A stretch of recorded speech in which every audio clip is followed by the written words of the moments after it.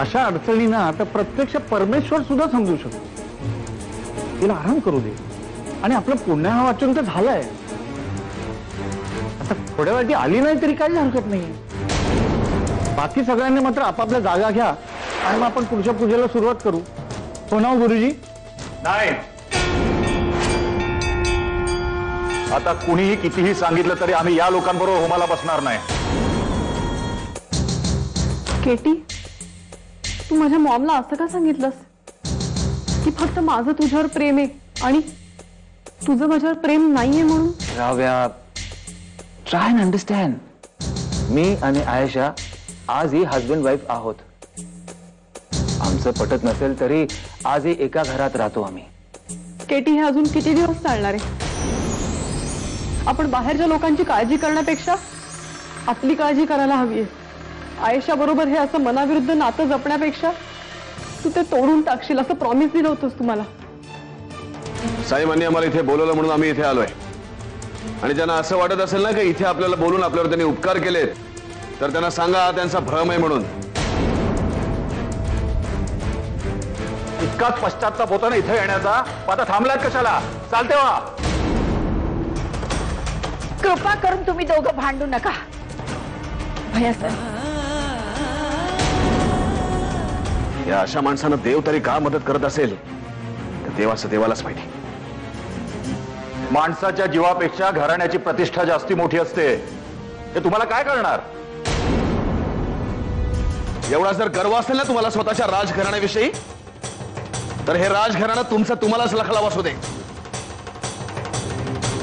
हीर भैया, देवयानी, तर यापुढे एक क्षणही आपण इथे थांबणार नाही आहोत. नाही तर या सगळ्या गोष्टींचा रागिणी बस.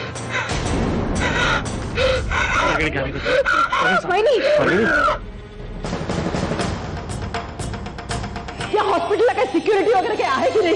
हा, कुणीही माणूस येतो आणि माझ्या बाळाला मारहाण करून जातो, याचा अर्थ काय? मॅडम, माझं ऐका जरा. अजूनही तुम्हाला काही सांगायचंय? ऍक्च्युली मॅडम, असं काही घडेल असं आम्हाला देखील वाटलं नव्हतं. मी तुमच्या विरुद्ध पोलीस कंप्लेंट करू शकते याची तुम्हाला कल्पना आहे? प्लीज प्लीज मॅडम, असं काही करू नका. पुन्हा अशी चूक होणार नाही. पण यावेळी तरी कशी झाली? अहो, एवढा शिकला सवरलेला प्रतिष्ठित माणूस असं वेड्यासारखं वागेल असं वाटलं नव्हतं.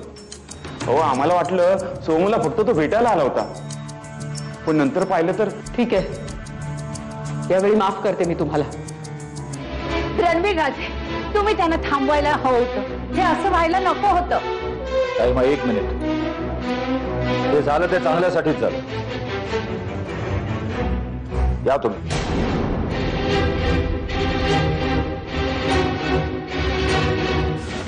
सोहम हुशार होता म्हणून त्याला मोठ्या पगाराची आणि मोठ्या हुद्द्याची नोकरी चालून आली आहे, पण त्याला विक्रमादित्यने मारहाण करून आणि वेडं ठरवून असायलम मध्ये टाकलंय. हो मावशी. हे बघ, हे सगळं ना फोनवर बोलण्यापेक्षा मी तुला प्रत्यक्ष येऊन भेटते. हा, मी येतेच.